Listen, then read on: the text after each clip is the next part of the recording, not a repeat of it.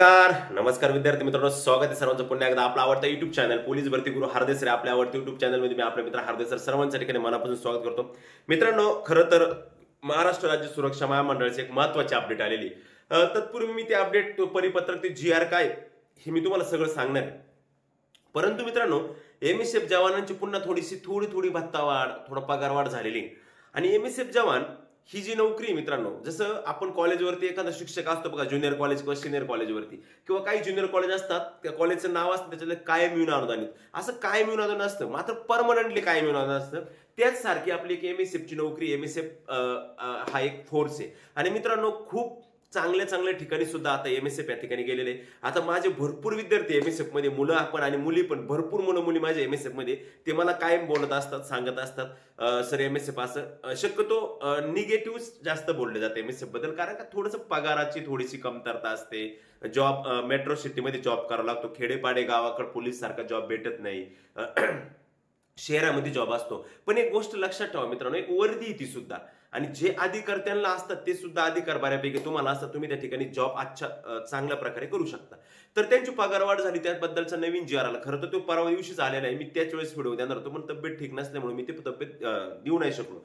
मित्रांनो, MSF join करावे की नाही करावे हे मी तुम्हाला सांगतो. ते परिपत्रक जी आर मी सांगणार आहे सगळं, तुम्हाला काळजी करू नका, ते व्यवस्थित पाहत राहा. ती एमएसएफचं मी तुम्हाला टोटली सगळी देतो. ते जी आर काय 2 मिनिटं 1 मिनिटाचा जी आर येतो. पण महत्वाचं काय का, बरेच जण एमएसएफला निग्लेक्ट करतात, एमएसएफ नको, एमएसएफ नको. ठीक आहे बाळांनो, नको. पण बऱ्याच जणांचं स्वप्न आहे का एमएसएफ पण पाहिजे. कारण का आता मुंबईची लिस्ट लागली, मुंबईची लिस्टला जे पोरं वेटिंगला पडलेत तेवढ्याचे फोन आहेत. सर मी 11 नंबरला वेटिंगला आहे, सर मी 25 नंबरला वेटिंगला आहे, मला एमएसएफला घेतील का? सर मी 35 नंबरला वेटिंगला आहे, मला एमएसएफला घेतील का? अरे तुम्ही तर एका बाजूकून म्हणता एमएसएफ चांगलं नाही, तुम्ही तर एका बाजूकून म्हणता सर मला घेतील का, मला एमएसएफ भेटलं तरी खूप झाले. म्हणजे लक्षात ठेवा, तुम्हाला करायचं नसेल तर करूच जाऊ नका, परंतु कोणत्याही ड्युटीला काम करू नाव ठेवत जाऊ नका. ते बिचारे पण तेवढा वेळ काम करा. मान्य, मी समजू शकतो आर्थिक दृष्ट्या एमएसएफ मुंबई सारख्या शहरात अवघड आहे थोडंसं तेवढं मॅनेज करणं, ह्या त्या गोष्टी सगळं. कारण मला माझे विद्यार्थी तिथं, माझ्या बरोबरीचे काही माझे विद्यार्थी आहेत, मित्र आहेत, ते सांगतात मला कॉल करून का सर एमएसएफचं असं राहतं, सर एमएसएफ तसं असतं, काय सांगणार, हे होऊ नाही देत आणि ते होऊ नाही देत, अशी गमत. पण ठीक आहे, करत चला. ज्यांना एमएसएफ जॉईन करायचे, ज्याच्यात धमक आहे का मी एमएसएफ सोडून देतो, मला परत पोलीस भरती करायची, मी पोलीस होणार आहे, असे काही एमएसएफ वाले विद्यार्थी का जे पोलीस भरतीला आले आणि पोलीस पण झाले. भरपूर एमएसएफ वालेत का जे पोलीस पण झाले. एक एमएसएफ मला वाटतं मध्यंतरी काहीतरी लेडीज पीएसआय पण झाली होती, ती तयारी करता करता. थोडं काम असतं, ते पण बिचारे एमएसएफ वाले पण प्रामाणिक काम करतात, भरपूर दिवस त्यांना पण काम असतं.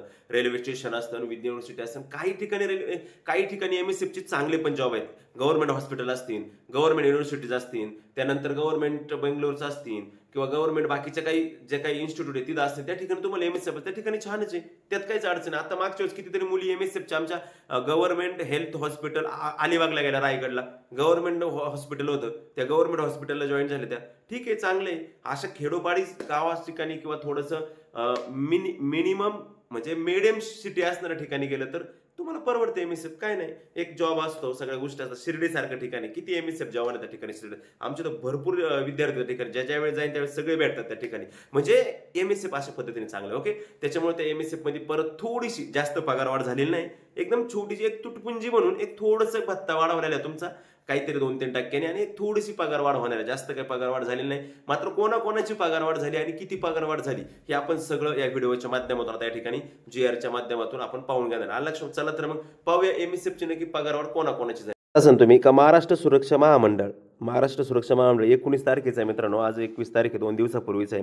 त्यांनी काय सांगितलं का, महाराष्ट्र राज्य सुरक्षा महामंडळात कार्यरत असलेले सुरक्षा कर्मी यांना कळवण्यात येते की मागील 3 वर्षात महामंडळाच्या नफ्यात वाढ झालेली आहे. म्हणजे त्या महामंडळाच्या नफ्यात सुद्धा वाढ झाली. लक्षात ठेवा, महामंडळात झालेल्या नफ्यामधील काही अंशदान सुरक्षा कर्मींना वेतनात वाढ करून अदा करण्याची बाब विचाराधीन होती. त्या अनुषंगाने सुरक्षा कर्मीच्या मूळ वेतनावरील अनुज्ञेय महागाई भत्ता जो 38% असा, तो 38 वरून 42% करण्याचा निर्णय महामंडळाने घेतलाय. कारण हे काम पण खूप करतायत, असं काय नाही. आणि हा जो महागाई भत्ता वाढ आहे हा 1 एप्रिलपासून 10 दिवसापासून तुम्हाला लागू, 10 दिवसानंतर लागू. महामंडळाच्या भविष्यातील उत्पन्न व खर्चावर सदर महागाई दर तात्पुरता स्वरूपात वाढवण्यात आलेल्या महागाई भत्त्यातील सदर वाढ हा सुरक्षा कर्मीचा अधिकार नसून ती महामंडळाच्या आर्थिक स्थितीनुसार होणारा अंशकालीन वाढ आहे. महामंडळाची आर्थिक स्थिती कमकुवत असल्याने लेखा परीक्षणामध्ये निदर्शनास आल्यास कोणत्याही क्षणी सदर महागाई भत्ता दरात बदल करण्याचा अधिकार महामंडळ असेल. म्हणजे तुमचा जरी 38 42 झाला उद्या त्यांना भविष्यात जर असं काही वाटलं का बाबा लेखा परीक्षणात जर निदर्शनात आलं का जर आर्थिक स्थिती कमकुवत झाली तर तुमचे 42 परत 38 पण होऊ शकतात किंवा 42 परत 40 पण होऊ शकतात. मात्र असं होणार नाही, परंतु लक्षात ठेवा पॉझिटिव्ह राहा. ओके. आता तुमचं बेसिक पे पहा. सिक्युरिटी गार्ड जाणार 21,460. होमगार्ड म्हणजे सिक्युरिटीच्या पुढची पोस्ट जी हेअर गार्डला 22,000 जाणार आहे. सिक्युरिटी सुपरवायझरला 26,000 जाणार आहे.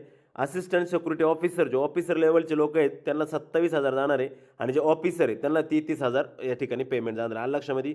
त्याचबरोबर सदर वाढ करताना त्या आस्थापनावर हत्यारी सुरक्षा रक्षक व मुख्य हत्यारी सुरक्षा रक्षक नेमण्यात आलेले आहेत. अशा प्रत्यक्ष शस्त्र हाताळले आहेत अशा हत्यारी सुरक्षा कर्मींना ₹1300 व मुख्य हत्यारी सुरक्षा रक्षक 1500 एवढा शस्त्र भत्ता पण अदा करणार. म्हणजे हे 1300-1500 तुमचे वाढणार. कोणाचे का जे हत्यारी आहेत ते. लक्षामध्ये.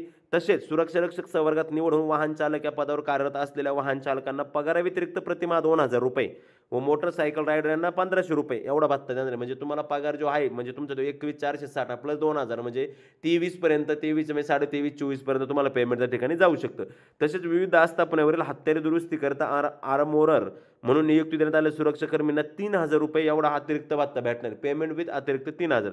तसेच सुरक्षा रक्षक संवर्गात निवड होऊन महामंडळातील मुख्यालयातील कार्यालयीन सहाय्यक भांडारपार्श्विक ऑर्डरली पदावर कार्यरत सुरक्षा कर्मींना पगार व्यतिरिक्त प्रतिमाह ₹2,000 एवढा भत्ता मिळणार. म्हणजे तुम्ही विचार करा तुम्हाला चांगल्या प्रकारे भत्ता त्या ठिकाणी मिळणार आहे आणि चांगल्या पद्धतीने या ठिकाणी आहे. लक्षामध्ये अशा पद्धतीने अपडेट होते मित्रांनो. नक्कीच तुम्ही जे विद्यार्थी आहेत ते ठिकाणी जॉईन करू शकता. ओके ठीक आहे. धन्यवाद. जय हिंद जय भारत. भेटूया परत नवीन व्हिडिओत पुढच्या.